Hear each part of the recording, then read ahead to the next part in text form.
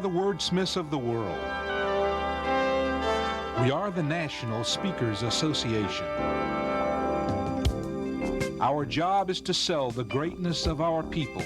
We sell America to Americans. Our job is to sell freedom to a sometimes hostile and unfriendly world. And even though our history has been checkered with sad moments and solemn moments, America has always emerged from moments of shame to rebound again. We are the wordsmiths of a great heritage, of an unbelievable land of beauty.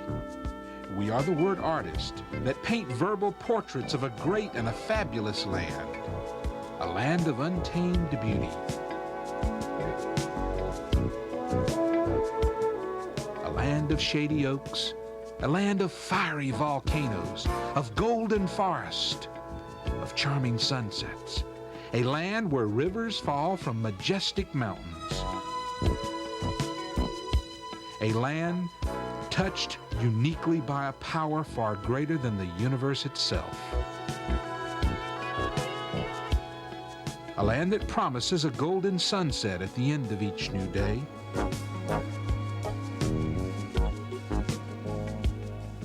We are the wordsmiths of the world.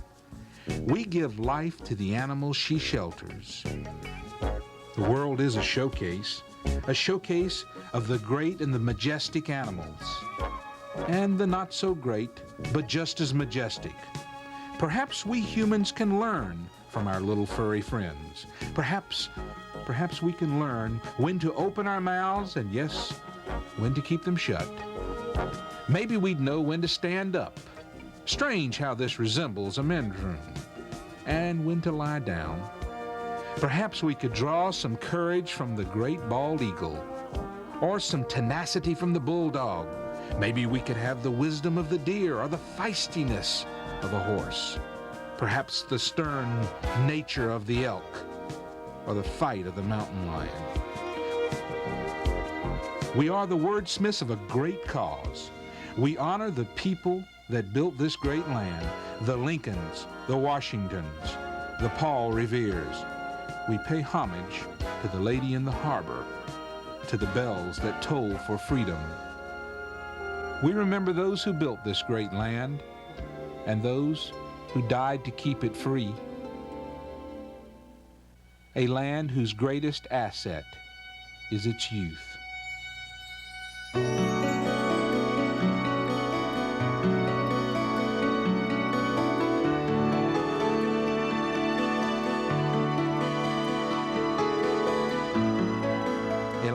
Draws its very existence from its own great teachers, from its varied citizenry.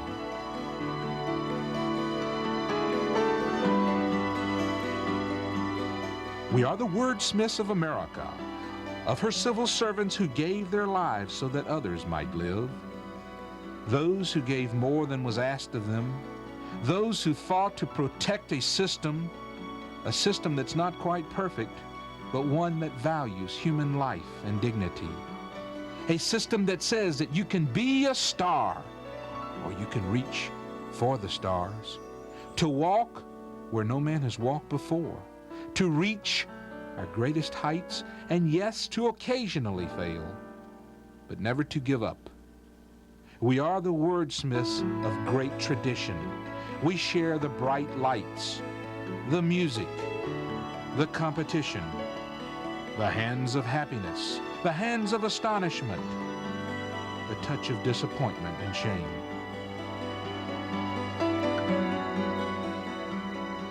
We sensationalize mere mortals, and we immortalize the sensational.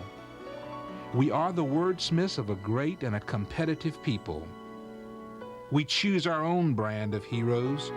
We tip our hats to the winners, champions all, to those spectacular individual efforts that lead to team victories, and to those who almost reached the top, and to those who did.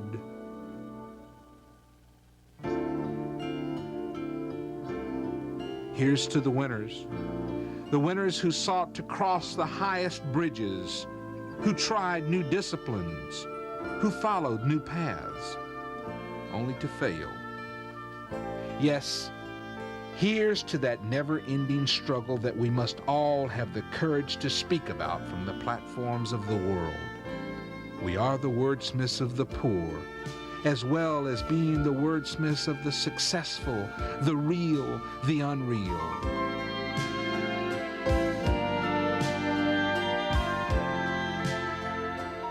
We are the wordsmiths of hope, and yes, sometimes of frustration. We must challenge our audiences that education and self-improvement should never end, that the struggle is not over when we lose a battle. It has only begun. We are all unique with our own special thumbprints, and yes, our own special thumbs.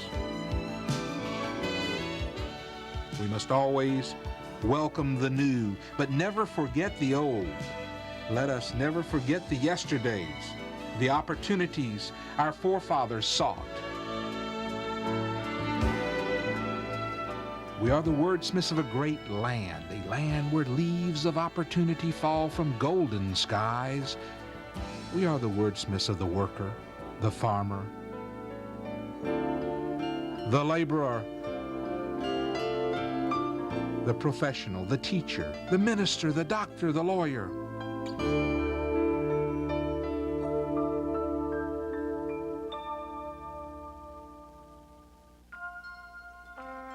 Yes, we are the National Speakers Association. And our mission? Well, our mission is to teach the teachers, to arm the wordsmiths with tools of survival.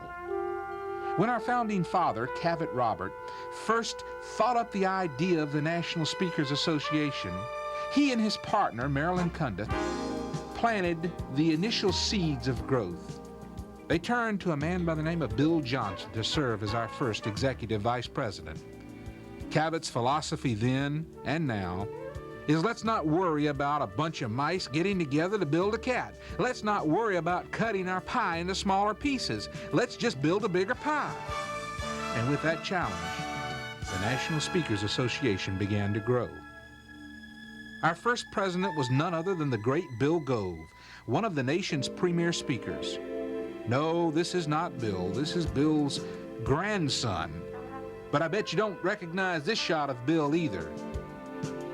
Bill passed the baton to none other than Dr. Carl Winters, our second president of the National Speakers Association. Dr. Winters, who served us in 1975 and 76, is our only deceased past president.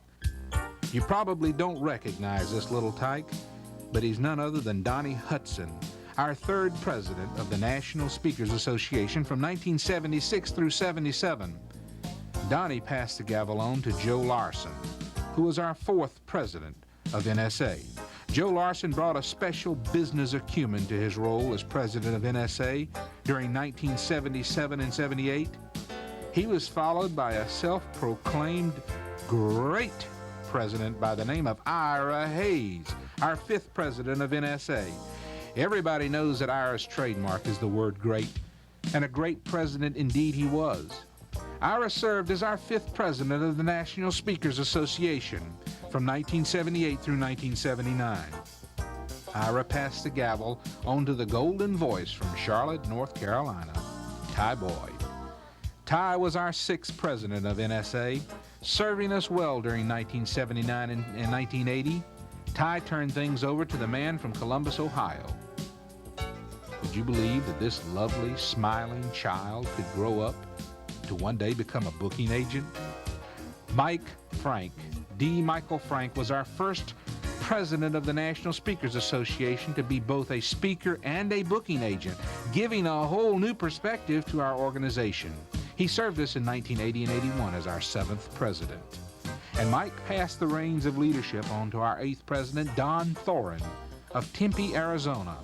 Don served us in 1980 and 81 when he passed the controls to a Lebanese immigrant by the name of Nito Cobain, our ninth president of NSA. Now, the temptation is to feel sorry for this little tyke who came to America with but $50 in his right pocket and a platinum card and $1 million line of credit in his left. Seriously, Nito Cobain brought his special talents and abilities to NSA, born only from years of sweat and frustration, as he mastered the English language and went on to become the 9th president of the National Speakers Association. During his tenure, we hired a new executive vice president, Gail Larson. Nito served us well during 1982 and 1983. He passed the gavel on to a guy from Auburn, Alabama, by the name of, well, Little Robert Henry. Now, perhaps you don't recognize this little bruiser, but it's none other than Little Robert Henry. Now, somebody once said that Robert Henry was never little. Robert served us well during 1983 and 84 as our 10th president of the National Speakers Association. During his tenure, we were blessed with such great speakers as Eldridge Cleaver, which explains this man's sense of humor. He passed the gavel to our 11th president of NSA, lovely Patty Fripp. This lovely little baby journeyed all the way over from England to San Francisco to settle in the land of opportunity and to become the first woman president of the National Speakers Association. Perhaps Patricia's greatest weakness was her drab and lifeless way she dressed. Actually, she gave us a new life that only a woman's leadership can bring to an organization like the National Speakers Association. She served us as our 11th president from 1984 through 1985, passing the lectern to another woman, Jeannie Robertson.